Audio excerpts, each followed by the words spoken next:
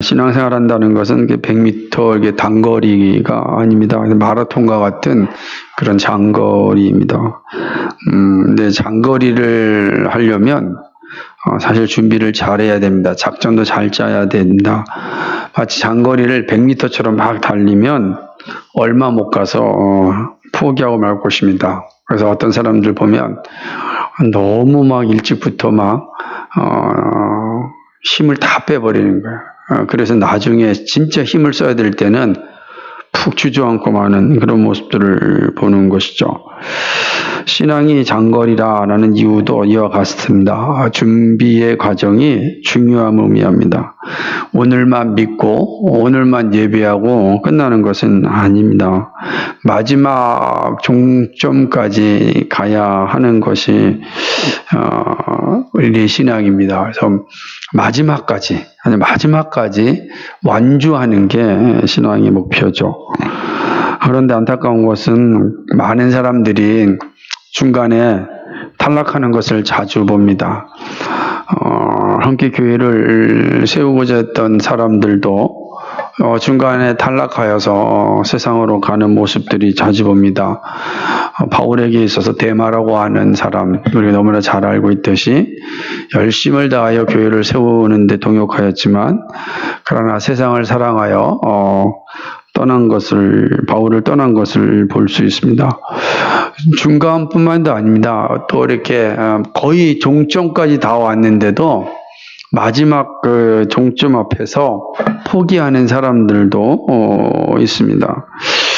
모두 다 준비를 잘하지 못한 이유입니다. 그래서 신앙은요, 빨리 달리는 것이 아니라 끝까지 달리는 겁니다.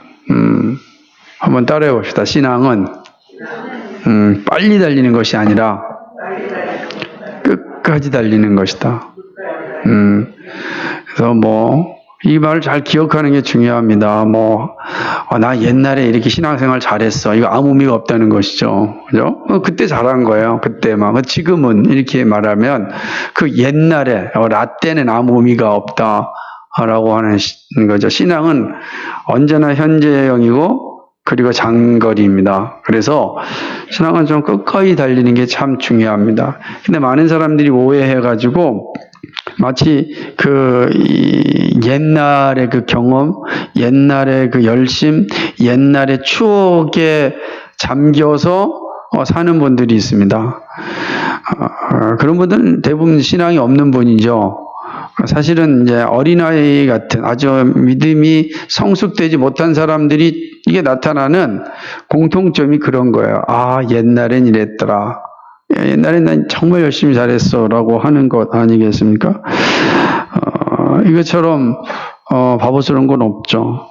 그래서 저는 오늘 사실 이 말씀의 제목을 멀리 바라보는 신앙 이렇게 사실은 잡았어요. 멀리 바라보는 신앙. 오늘 우리에게 필요한 건 멀리 바라보는 신앙이거든요. 그래서 역대하 11장을 보면 그런 모습이 잘 나타나는데 우리가 잘 알다시피 역대하 10장에서는 이스라엘이 이제 분단이 됩니다. 그러니까 남쪽과 북쪽이 남쪽 유다와 북쪽 이스라엘로 이제 왕국이 분열되어지는 거죠. 하나가 됐다 둘이 된다는 건 참 슬픈 일입니다. 그죠? 사람들은 자기 좋아하는 사람들끼리 모여서 함께 사는 것을 선호합니다.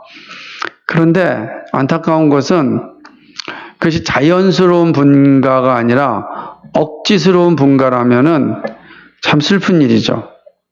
그러지 않겠습니까? 얼마나 슬픈 일이겠어요. 억지로 이렇게 분가가 된다는 것처럼 슬픈 게 없습니다.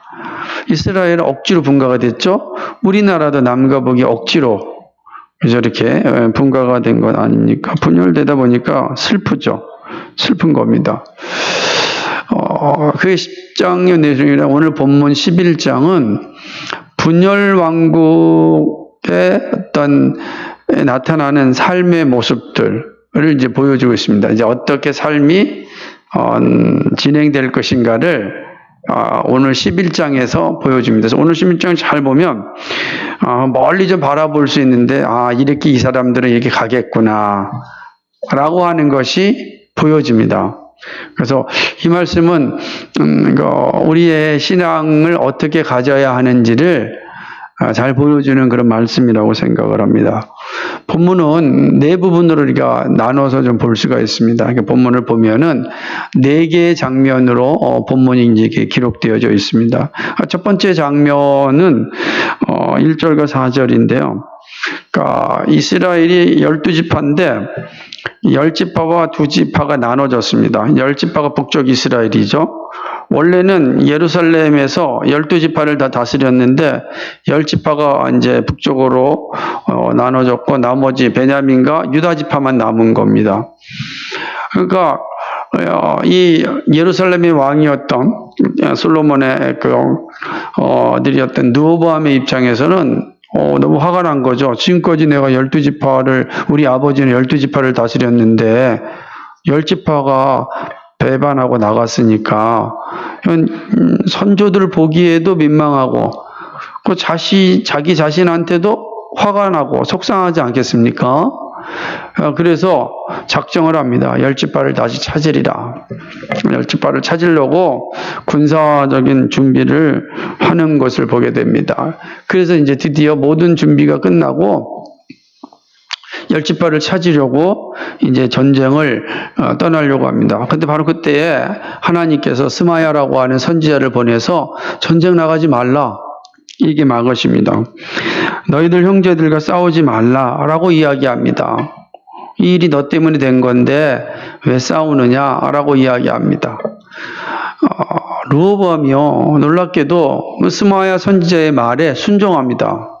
그 말을 듣습니다. 그리고 전쟁을 포기합니다. 그냥 전쟁을 포기합니다. 이게 이제 첫 번째 장면입니다. 그럼 이제 5절로부터 12절까지 나타난 두 번째 장면을 보게 되면, 두 번째 장면은 뭐냐면은 르호보암이 전쟁에 나가는 대신에 이제 이스라엘의 내부 또 기초를 든든하게 쌓는 모습을 보게 됩니다. 그래서 예루살렘으로 중심으로 해서 이게 변방에 이르기까지, 그러니까 중심으로 해서 변방으로 쭉 이어지면서 성벽을 아주 건강하게 쌓습니다. 여기 보게 되면 예루살렘뿐만 아니라 나중에는 헤브론은 베들레헴 밑에 변방입니다. 예루살렘에는. 또는 저 라기스는 저 해변가 쪽으로 멀리 라기스 성을 갑니다. 라기스 성 유적지를 우리 한국인 고고학자들이 발견해 가지고서 라기스 성이 존재했다는 게 고고학적으로 발견된 것이 라기스거든요. 그날 본문에 보면 라기스까지. 라기스는 아주 해안가 있는 쪽으로 쉐펠라 지역이라고 합니다. 거기를 쉐펠라 지역이라고 하는데 그 지역으로까지 든든하게 성벽을 쌓게 됩니다. 성벽만 쌓는 것이 아니라 11절, 12절을 보게 되면 전쟁 비축물들을 다 쌓아놓는 걸 보게 됩니다. 뭐라고 기록되어져 있냐면 이렇게 되어 있어요. 11절을 보게 되면은 그 가운데 양식과 기름과 포도주를 저축하고 각 성읍에 방패와 창을 두어 심히 강하게 하니라. 이렇게 된 거죠. 그러니까 엄청나게 이제 내실을 쌓은 거죠. 그래서 외부의 침입에 충실하게 막을 수 있도록 준비를 잘 하는 모습을 보여줍니다. 이거 두 번째 장면입니다. 세 번째 장면이 아주 독특한 장면인데요. 세 번째 장면은 13절과 17절까지의 내용입니다. 이 내용은 뭐냐면 북이스라엘에 있었던 레위인들과 제사장들이 다시금 어디로 오냐면 유다, 예루살렘으로 옵니다. 근데 이들이 올 때에 북이스라엘의 자신들 터전에 있는 모든 재산을 가지고 돌아오는 것이 아니었습니다. 오늘 보면요, 한번 볼까요? 14절 한번 읽겠습니다. 시작. 네 사람이 그 향리와 산업을 떠나 유다와 예루살렘에 이르렀으니, 그래서 이렇게 돼 있죠. 여기 보게 되면은 그 향리와 산업을 떠났다. 다시 말하면 고향을 떠났고 하나님께서 그 지파에게 주었던 기업, 다시 말하면 토지, 재산, 이 모든 것을 다 내버려 두고 예루살렘으로 온 겁니다. 이 쉽겠습니까? 그죠? 쉽지 않죠. 근데 그런 일들 합니다. 그 이유는 뭐죠? 여로보암이 이 제사장 직분을 폐하여 버렸고 또는 자기가 만든 금송아지로 우상을 섬겼기 때문에 그런 겁니다. 그렇게 되는 거죠. 그래서 이게 보게 되면 이 레위인과 제사장들 그리고 그들을 따르는 무리들이 다 자기의 제사를 남겨두고 예루살렘으로 돌아오는 겁니다. 우리가 볼 때 별것 아닌 것 같지만 엄청난 장면이고 모습이고 이 장면이 오늘 우리에게 주는 교훈이 참 큽니다. 살펴보겠습니다만 이게 세 번째 장면입니다. 그 마지막 네 번째 장면은 18절 23절인데 르호보암의 어떤 결혼과 자녀들에 대한 내용이 기록되어 있습니다. 이 장면을 보면은 르호보암이 사실은 이제 참 지혜로운 왕이었습니다. 그래서 방벽도 잘 쌓고 각 성읍마다 왕자들도 잘 보내고 장관들을 잘 보내서 다툼도 없게 나라를 잘 다스렸습니다. 그러나 이렇게 처첩이 많았다라고 하는 것은 쾌락에 빠져 있음을 보여주는 거죠. 이 장면도 우리 미리의 모습을 좀 볼 수가 있는 거죠. 이게 이제 네 번째 장면입니다. 여러분 이 장면을 참 생각해 본다면 앞으로 남쪽 유다와 북쪽 이스라엘이 어떻게 될 것인지를 이렇게 좀 생각해 볼 수가 있죠. 좀 멀리 바라본다면 타락하는 모습은 같이 가겠지만은 그 강도, 그죠? 그 타락의 강도는 북이스라엘이 저 어마어마하게 더 커져가겠구나라는 것을 보게 됩니다. 그렇지 않습니까? 제사장들이 없는 북이스라엘을 생각해 보십시오. 교회가 없다. 이거 처음에는 뭐 별거 아닌 것 같지만 갈수록 심각한 상황이 됩니다. 경상도 가면은 주기철 목사님이 다녔던 그 웅천교회라고 있다고 합니다. 웅천교회. 뭐 오래된 교회겠죠. 근데 지금이 그 교회가 팔려가지고 웅천교회가 그대로 편말이 있고 십자가도 있고 그대로 있는데 술집이랍니다. 지금은 그대로 놔두고 거기 있던 교회는 신도시로 교회 확장하기 위해서 나갔다고 합니다. 살기 위해서 나갔는지 확장하기 나갔는지 그건 잘 모르겠어요. 신도시로 떠나고 그 건물을 팔았는데 그 건물 그대로 산 사람이 술집을 하고 있다는 겁니다. 역사를 멀리 보면 천천히 타락하는 데도 있지만 또 아주 급속하게 타락하는 그러한 모습도 보게 됩니다. 북이스라엘이 그러한 모습이잖아요. 급속하게 타락한 모습을 우리가 이제 생각할 수가 있는 것입니다. 본문은 먼 길을 가는 신앙의 여정에 있어서 중요한 교훈을 줍니다. 그것을 멀리 바라보면서 오늘을 좀 살아가라는 말씀입니다. 멀리 바라보면서 오늘을 좀 살아가라. 앞에 있는 것만 바라보고 신앙생활 하지 말고 좀 멀리 바라보라는 거죠. 다시 말하면 저 신앙의 경주는 완주가 핵심인 거죠. 그 사실을 기억하라고 하는 것입니다. 눈앞에 있는 것을 얻기 위하여 죄의 길에 들어서지 말라라고 하는 거죠. 그래서 이것이 오늘 본문이 우리에게 가르쳐주는 아주 분명한 교훈이 됩니다. 그래서 오늘 한 문장으로 본다면 그렇게 표현할 수가 있는 것 아니겠습니까? 자, 그렇다면 여러분 이 말씀, 이 본문에 분명하게 드러난 이 가르침을 통하여서 우리에게 주는 교훈이 무엇인지 한번 생각해 보겠습니다. 네 가지로 생각해 볼 텐데요. 본문이 그 사실을 우리에게 가르치는데 첫 번째 이 가르침을 생각해 본다면 눈앞에 있는 것이 포기되어도 믿음의 순종이 중요합니다라는 거. 눈앞에 있는 게 포기되어져요. 얼마나 속상합니까? 그래도 뭐가 더 중요하죠? 믿음의 순종이 더 중요하다라는 것을 보여주고 있습니다. 여로보암에게 열지파를 빼앗긴 르호보암 입장에서는 그 열지파가 얼마나 속상하겠습니까? 그것도 북쪽이에요. 북쪽은 저 갈릴리가 있으냐, 갈릴리가. 옥토가 있는 땅이 옥토가 있는 땅이에요. 그러니까 갈릴리가 있고 그 위에는 또 어떻습니까? 헐몬산에서 내려오는 물이요 흘러오는 겁니다. 흘러와서 요단강으로 빠지는 겁니다. 그러니까 북쪽 이스라엘은 정말로 아주 얼마나 좋은지 몰라요. 골짜기들도 아름답고요. 반면에 이제 예루살렘을 비롯해서 물론 셰팔레 지역은 좋지만 아래는 그거에 비하면 작단 말이에요. 유다 강야가 있고 그러니까. 그러니 얼마나 속상하겠습니까? 눈앞에 있는 걸 빼앗겼으니까. 그러니까 다시 되찾고 싶은 거죠. 그 누구나의 마음이라고 생각을 합니다. 근데 하나님은 선지자 스마야를 통하여서 그 땅 찾지 말라라고 이야기하는 겁니다. 얼마든지 찾을 수 있는 능력이 있죠. 왜냐하면 예루살렘에는 정규군이 있어요. 정규군. 솔로몬이 만들어놓은 마병과 기병과 정규 군대가 있으니까 얼마든지 할 수 있죠.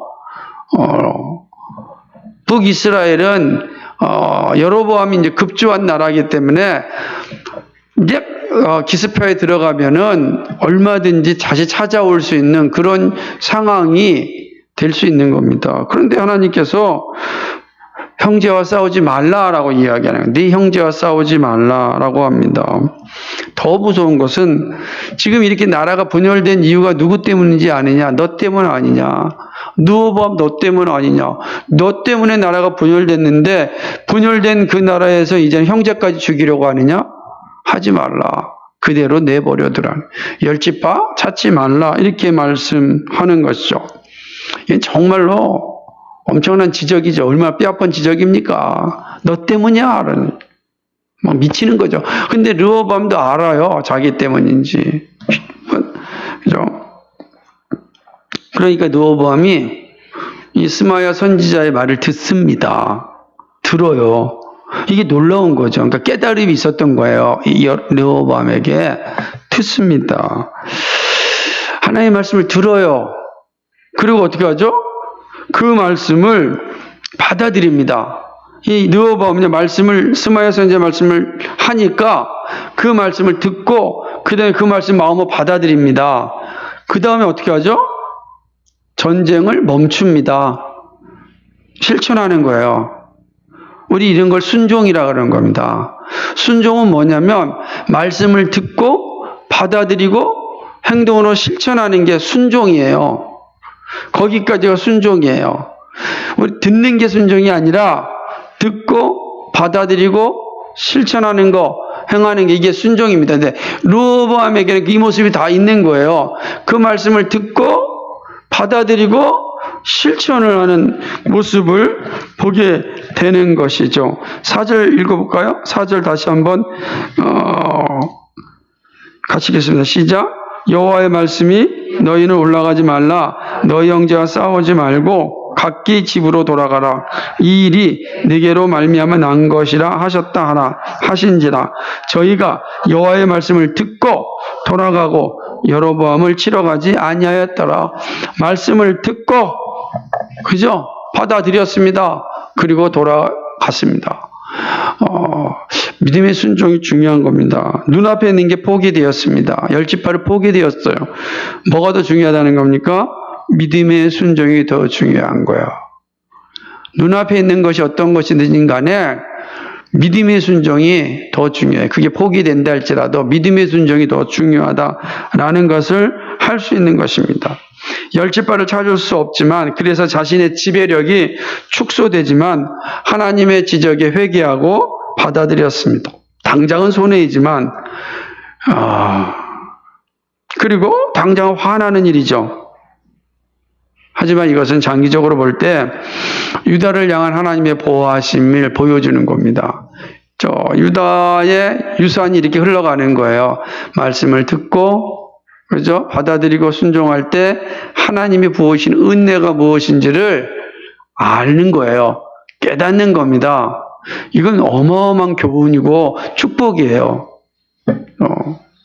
그럴 때 하나님께서 어떤 일을 베풀어 주시는지 뒤에 가면 살펴보겠지만 그 은혜가 유다에게 임하는 것을 볼 수가 있습니다. 믿음은 보이는 것은 잠깐이요 보이지 않는 것은 영원합니다 라고 하는 바울의 이 말을 우리는 기억해야 됩니다. 이거는 신구약 성경이 동일하게 우리에게 가르쳐 주시는 교훈입니다. 보이는 건 잠깐입니다. 그러나 보이지 않는 건 영원함이죠. 우리는 이 사실을 알고 살아야 합니다. 이것이 우리가 그렇게 부르짖는 십자가의 신앙이죠. 십자가는 죽는 거잖아요. 그냥 죽지 않지 않습니까? 죽는 건데 다시 살아나지 않습니까? 그리고 어떻게 합니까? 영원히 삽니다. 그냥 단지 부활하는 걸 끝나지 않고 영원히 사는 거예요. 이게 신앙이거든요. 이게 믿음이란 말이에요. 그러니까 그런데 눈앞에 보이는 것에 연연하게 되면 우리는 이런 멋있는 신앙을 누리지 못합니다. 보이는 것과 함께 죽는 겁니다. 그거로 끝나는 거예요. 보이는 것과 함께 인생이 다 끝나요. 근데 믿음의 순종을 한 사람들은 보이는 것으로 끝나지 않고 영원히 사는 것으로 다시 살아갑니다. 이게 오늘 이 멀리 바라보는 신앙이라는 이 제목의 첫 번째 교훈이 될 수가 있는 겁니다. 두 번째로는요, 우리가 본문이 우리에게 뭘 가르치냐, 신앙은 영적인 기초가 튼튼해야 한다라는 사실을 잘 보여줍니다. 아마 신앙의 영역에 있어서 기초가 튼튼해야 함을 모르는 사람이 없을 것입니다. 그죠? 우리의 삶에도 마찬가지죠. 건축을 생각한다면 터가 든든하지 않냐면 집은 무너집니다. 마찬가지죠. 성도의 영적인 기초가 무너지면 그냥 끝나는 겁니다. 와르르 끝나고 마는 것이죠. 이 사실을 왜 강조하냐면 누워보면 모습을 통해서 하나님께서 이걸 가르치시는 것 같아요. 누워보면 말씀을 들었잖아요. 그죠? 말씀을 듣고 받아들이고 순종하였잖아요. 그리고 돌아가서 실천했습니다. 근데 돌아간 르호보암의 입장에서 열받고 화가 나고 속상하고 부글부글 끓고 막 스트레스 쌓이고 저거 찾아야 되는데 왜 하나님 이게 막았나? 막 이렇게 생각하고 뒤끝 장렬하면서 살지 않았다는 거예요. 뭐 대부분 그럴 수 있거든요. 잘못되면 뒤끝이 장렬하잖아요. 하나님 이랬습니까? 왜 이런 일을 저한테 주셨습니까? 왜 이런 사람 만나게 해줬습니까? 막 엄청나게 이제 그런 생각을 한단 말이에요. 그럴 수 있어요. 사람이니까. 그런데 누워보면요, 오늘 보면 정말 독특한 장면인데, 르호보암이 돌아가서 한 일은 예루살렘과 방백들과 그 다음에 변방의 성읍들을 튼튼하게 다시금 재건축하는 겁니다. 그렇죠? 신축과 재건축을 다 하고 있어요. 이게 놀라운 일인 것이죠. 유다, 베냐민 지역의 모든 성읍들을 다시 다 고치고 세웁니다. 재건축도 하고 신축도 하는 것이죠. 근데 그렇게만 끝날 뿐만 아니라 각 성읍마다 장관들을 하나씩 다 가서 지도자를 세워놨습니다. 지도자만 세워놨습니까? 포도주와 뿐만 아니라 무기고들 이런 것들도 완벽하게 비축해 놓은 겁니다. 모아놓은 겁니다. 언제나 전쟁이 터져도 견딜 수 있도록 준비하는 겁니다. 여러분 이게 어떤 상황이라고 생각합니까? 르호보암이 어떻게 일을 할 수 있었을까요? 말씀을 듣고 받아들였다는 거예요. 너 때문에 나라가 분리됐다는 이 사실 앞에 르호보암은 처절한 회개가 있지 않았을까요? 본문에 기록되어 있지 않지만 르호보암의 행위를 통하여서 우리는 그 사실을 할 수가 있습니다. 아마도 그때 당시에 지혜로운 노인들의 어른들의 그 이야기도 귀담아 들었겠지요. 젊은이들 말 들었다가 이런 문제가 일어났으니까 지혜로운 그런 다윗과 솔로몬 시대에 함께 있었던 그러한 그 관리들의 이야기를 잘 들었겠지요. 그들이 한 얘기가 이런 얘기였잖아요. 르호보암이 그 사실을 알고 이제 기초를 튼튼하게 합니다.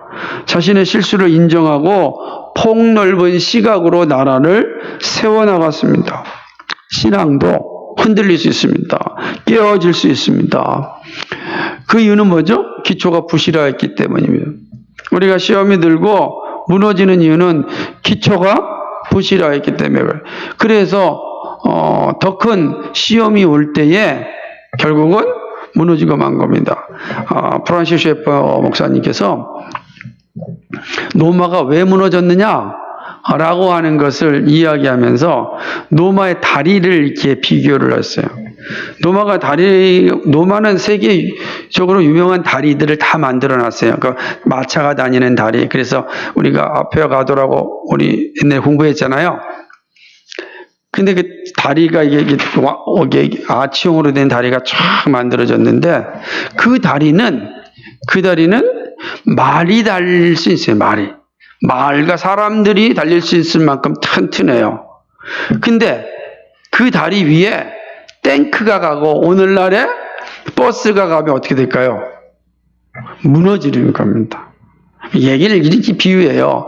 예를 들면 우리의 이 기초가 얼만큼 되느냐에 따라서 더 큰 시험이 오게 되면 무너질 수밖에 없다는 거예요. 근데 견고하게 세워진다고 한다면 탱크가 오도 뭐가 와도 무너지지 않고 견딘다는 겁니다. 그러니까 우리가 시험이 들고 영적인 이 경주에서 이탈되거나 주저앉았다는 것은 기초가 부실한 거예요. 마치 자기는 기초가 튼튼한지 알고 달렸지만 시험 때문에, 그죠? 유혹 때문에 주저앉아 버리고 만 겁니다. 기초가 내가 부실했구나라는 사실을 그때 깨닫는 거예요. 네 기초가 요 정도밖에 안 돼. 그러니까 요 정도의 그 시험은 견뎠지만 조금 더 큰 시험이 오면 무너지는 거야. 그 정도 신앙이야. 그걸 알려주는 겁니다. 그때 우리 어떻게 해야 됩니까? 다시금 기초를 세워야 됩니다. 이미 세워진 그 기초 확 돌아가서 확인해보고 견고하게 기초를 세워야 됩니다. 그래야 살 수가 있는 겁니다. 견고한 신앙이란 그렇게 가는 겁니다. 영적인 기초가 튼튼해야 오래 갈 수가 있기 때문에 그렇습니다. 나의 신앙이 흔들리고 시험에 들고 게을러진다면 다시금 기초 신앙을 확인해야 됩니다. 그것이 사는 길입니다. 동시에 이 말은요, 신앙의 기초가 튼튼하면 여러 가지 다가오는 시험을 이길 수 있다라는 것을 말씀해 주는 거예요. 이거는 다 같이 보여주는 말씀입니다. 르호보암은 중심부에서 변방에 이르기까지 성벽을 다시 건축하였습니다. 지금 여러분의 신앙에 구멍이 없는지 살펴보시고 수리하시기 바랍니다. 이번 장마에 우리 물이 많이 들어왔잖아요. 이해가 안 돼서 왜 물이 들어왔나? 그리고 우리 막 여러 군데 막 찾아봤잖아요. 찾아봤는데 못 찾았는데 저 밖에 벽에 기초가 부실해가지고 다 뜬 거예요. 이렇게 다. 예. 다 이게 떠 있는 걸 몰랐어요. 그래서 거기다가 그냥 방수를 다 해버리니까 그 뒤에도 엄청나게 비가 왔지만 물이 하나도 안 들어. 기초가 부실한 것을 다 찾아봐야 여기가 부실하구나. 그럼 다시금 거기를 튼튼하게 세워야 살아갈 수가 있는 것. 그러지 않으면 완주를 못해요. 가다가 넘어지고 또 넘어지고 그러다가 아예 일어나지도 못하게 됩니다. 그때는 고집 피지 말고 어떻게 됩니까? 나의 신앙의 기초를 다시 확인해야 돼요. 그것이 완주할 수 있는 길입니다. 이게 두 번째 교훈입니다. 세 번째는요, 삶의 선택은 영적인 것이 세상보다 우선되어야 한다는 것입니다. 삶의 선택은 순간순간 찾아옵니다. 그때 무엇을 선택하여야 하나님이 주신 축복을 누릴 수 있을까요? 본문을 보면 북쪽 이스라엘의 제사장들과 레위인들은 자신들이 받은 기업을 포기하고 유다로 옵니다. 이유는 분명하죠. 14절 15절에 있는 것처럼 여로보암이 레위인들에게 부여해진 제사장직을 빼앗았기 때문입니다. 또한 여로보암이 송아지 우상을 섬기고 이 친구가 자의적으로 제사장을 삼은 거예요. 자기 맘대로. 하나님께서 허락하신 레위 가문을 통하여 제사장이 나와야 되는데 필요 없다. 내가 왕인데 내 맘대로 하겠다. 해가지고 자기 마음에 드는 사람을 우상으로 제사장 삼은 거예요. 그래서 뭐 했습니까? 송아지 섬기는 거예요. 송아지 우상. 송아지 우상을 섬기는 거예요. 바알신이죠, 바알신. 다산의 신도 상장하고. 이런 짓을 여로보암이 한 겁니다. 그러니까 여기 있는 제사장들과 레위인들이 있을 필요가 없죠. 그런데 하나님께서 이들에게 각 지파, 10지파에 있는 제사장과 레위인들에게 다 섬기라고 산업을 다 줬단 말이에요. 땅도 주고 재산도 주고 다 줬어요. 그러니까 내 제사장질 안 하겠다, 나 그 준 거 먹고 살겠다 하면 돼요. 그런데 이들은 그걸 할 수가 없었습니다. 자신들에게 준 소명이 중요한 겁니다. 그래서 어떻게 됐습니까? 그걸 다 포기해요. 다 포기하고 예루살렘으로 돌아옵니다. 그런 거죠. 이거는 정말 어려운 일이고 고통스러운 일입니다. 모든 걸 포기해야 되기 때문입니다. 마치 아브라함이 모든 걸 포기하고 하나님이 가라는 길로 갔던 것과 같은 모습이죠. 이들이 예루살렘 간다고 해서 정말 르호보암들 기쁘게 받아들일지 아무도 모르는 거잖아요. 그러나 중요한 것은 하나님의 말씀이 예루살렘에 있으니까 예루살렘으로 가는 거예요. 자기 같은 세상의 모든 걸 포기하고 예루살렘에 가는 겁니다. 그러더니 어떻게 됐습니까? 하나님께서 이들이 놀라운 축복을 줍니다. 17절 한번 읽어보겠어요. 17절 같이 읽겠습니다. 시작. 그러므로 3년 동안 강성하게 하였으니 이는 무리가 3년을 다니까 솔로몬의 길로 행하였음이니라. 아멘. 이들이 3년 동안 유다 나라를 도왔더니 르호보암을 강성하게 하셨습니다. 하나님께서 그렇게 강성하게 하셨습니다. 그렇죠? 근데 하필 3년일까요? 이것은 하나님의 말씀에 순종하고 따랐던 순간들에게는 강성하게 되지만 아무리 제사장이 있다 할지라도 하나님의 말씀에 불순종하면 타락할 수밖에 없음을 보여주는 그러한 한계적인 용어라고 할 수 있습니다.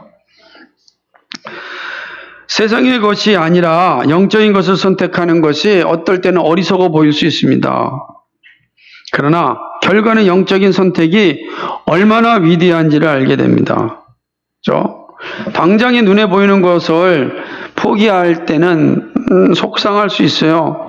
그리고 내가 영적인 걸 선택한다는 것은 비난받을 수 있어요. 그러나 기억하십시오. 하나님께서 영적인 걸 선택한 것에 대한 축복을 주십니다. 축복을 주시는 거예요.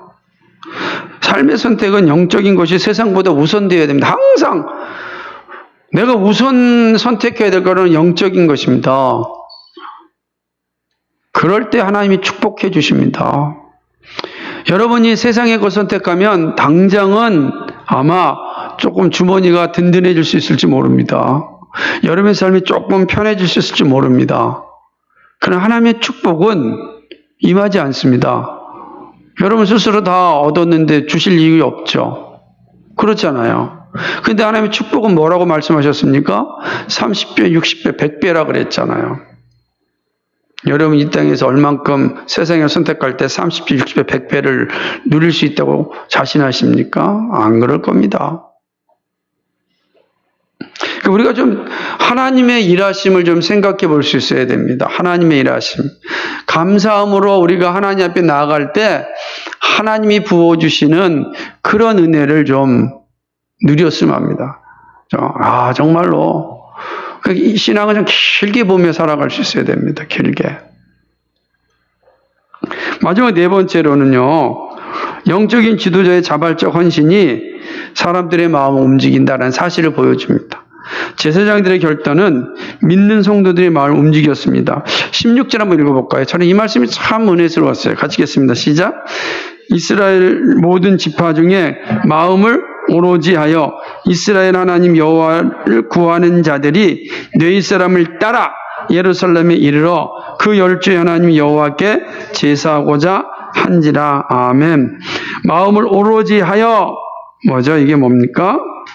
흔들림 없이 마음을 고정시키는 걸 의미합니다. 어디에 고정시켰습니까? 하나님을 예배하고자. 제사장들과 레위인들은 그나마 제사장이고 레위 지파니까 예루살렘 가면은 적어도 대접은 받을 수 있을지 몰라요. 그죠? 그럴 때 네 지파니까 이스라엘 예루살렘에 다 네 지파가 있잖아요. 근데 나머지 10지파 있는 일반 백성들은요 모르는 일이잖아요. 근데 이들이 제사장을 따라 함께 온 겁니다. 왜요? 제사장과 레위인들이 헌신했잖아요. 스스로 자신들의 향유와 사랑을 포기하고 가니까 이들도 따라간 거예요. 자기들도 자신들의 삶을 더 힘들 수 있는데 그 이유 하나 뭡니까? 그 10주의 하나님 여호와를 제사하고자, 하나님을 예배하고자 따라간 겁니다. 제사장들의 역할이 중요하구나. 오늘날 정말 영적인 지도자들의 역할이 중요합니다. 목사, 장로뿐만 아니라 직분자들, 앞서 신앙을 가진 사람들 중요한 거예요. 목사들이 자발적으로 헌신하지 않는데 어떻게 세상이 따르겠습니까? 그런 겁니다. 교회가 존재하는 목적이 뭡니까? 구원받는 사람을 더하게 하는 거 아니겠어요? 그리하여 하나님 나라를 완성하는 일 아니겠어요? 그러려면 교회가 지역을 위해서 열방을 향하여 헌신하는 일이 정말 중요합니다. 교회가 헌신해야 됩니다. 특별히 영적인 지도자라는 목사들이, 장로들이, 집사들이 정말 헌신해야 됩니다. 목사, 집사, 장로는 같은 그런 믿음의 반열에 있잖아요. 정말로 헌신해야 됩니다.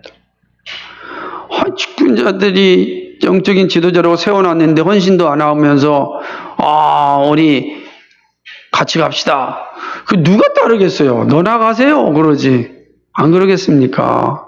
그래서 이 말씀하면서 오로지 그들을 따라 이 하나님을 예배하고자 온 이 10지파의 이름 없는 이 백성들, 이름 없는 이 성도들, 이들이 정말 하나님 나라의 별과 같이 반짝반짝 빛나지 않겠습니까? 하나님은 다 아시잖아요. 이들을 정말 반짝반짝 빛나는 하나님의 나라의 백성으로 삼지 않았겠습니까? 그것이 바로 히브리서 11장에 있는 믿음의 사람들 아닙니까? 거기에 이름 없는 수 없는 믿음의 사람들 가운데 이 10지파 사람들 포함되지 않았겠습니까? 이들이 누군지 모르지만 오로지 하나님을 예배하고자 오셨던 사람 많지는 않았을 겁니다. 많지 않았어요. 상황을 보니까 많지 않거든요.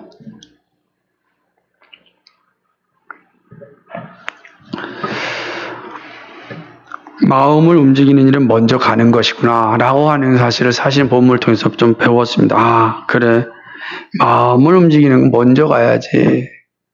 이것이 네 번째 교훈입니다. 사랑하는 여러분, 말씀했습니다. 믿음은 멀리 바라보는 것입니다. 당장 눈앞의 이익을 위하여 영적인 복을 버리지 마시기 바랍니다. 육적인 것은 사라지지만 영적인 건 영원합니다. 믿음의 결단을 위하여 말씀에 순종하시고 영적 기초를 튼튼하게 만들어야 합니다.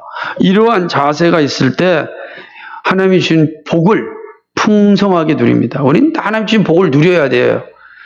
그건 정말 우리가 가져야 될 선물 중에 선물이에요. 하나님의 선물을 막 주고자 하고 복을 막 주고자 하는데 우리가 안 가져가. 그 얼마나 하나님 속상하시겠어요. 하나님 정말 속상하실 것 같다. 우리 주님의 모습을 잘 보십시오. 그는 믿음으로 십자가를 지셨습니다. 죽기까지 복종하셨습니다. 하나님이 어떤 복을 주셨습니까? 지극히 높여 하나님 우편에 앉으시고 모든 만물을 그 앞에 무릎 꿇게 하시잖아요. 우리에게 보여주는 겁니다. 이것이 너희들이 가는 길이야. 내가 준비한 복이다. 이렇게 말씀하시는 거예요. 영원토록 누리는 그 영광스러운 복을 누렸으길 바랍니다. 그게 하나님 우리 주시려 하는 겁니다. 사도들은 앞에 있는 표 대신 예수님을 바라보면서 달려갔습니다. 바울처럼 배설물로 여기는 믿음은 되지 못한다 할지라도 세상을 선택하는 신앙은 되지 말아야 합니다. 그죠? 세상을 선택하면 안 돼. 그냥 내가 배설물처럼 여기지 아직 못하는 신앙이 되라 할지라도 세상을 선택해서는 안 된다. 우리가 멀리 좀 바라보면서 오늘 눈앞에 있는 것에 우리의 모든 것을 빼앗기지 마시고 영적인 것을 또 견고하게 붙잡으시기 바랍니다. 정말 영적인 걸 붙잡아서 하나님이 주시는 복을 좀 풍성하게 누리십시오. 하나님이 주신 복을, 그죠? 그리고 풍성하게 나눠줄 수 있는 그런 하나님의 사람들 되기를 주님의 이름으로 축복합니다. 거룩하시고 자비하신 아버지 하나님, 고맙고 감사를 드립니다.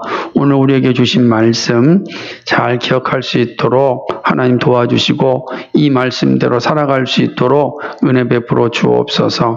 성령께서 함께하여 줄 줄 믿사옵고 예수 그리스도의 이름 받들어 기도하옵나이다.